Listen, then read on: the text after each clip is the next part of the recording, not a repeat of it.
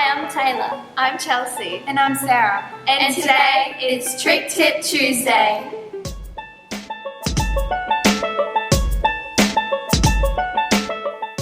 First of all, make sure you've warmed up your wrists, your shoulders, and your back, just like we have.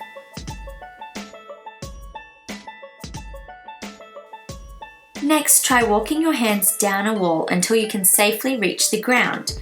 Once there, try and get your chest to touch the wall and walk yourself back up. Now try going into a bridge from standing. Look at your hands on the way down and then rock forward and back, pushing over onto your shoulders.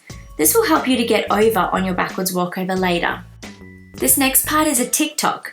You can do this on a couch at home and then gradually find things a little bit lower, like cushions or stairs, just until you can do it straight to the floor. When doing your walkover for the first time, get a friend or a parent to spot your back. Here's an easy cheat to get your walkover a little quicker. Place one hand down and then reach the second hand further out like you would in a cartwheel. This is what your walkover should look like once you've got it. You can also switch legs in the air.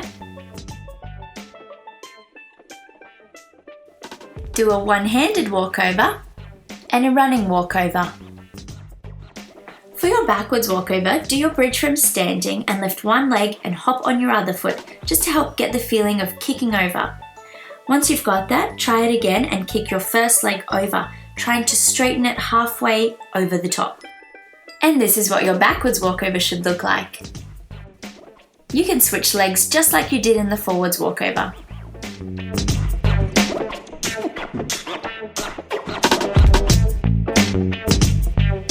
Thanks for watching. Don't forget to subscribe and thumbs up this video.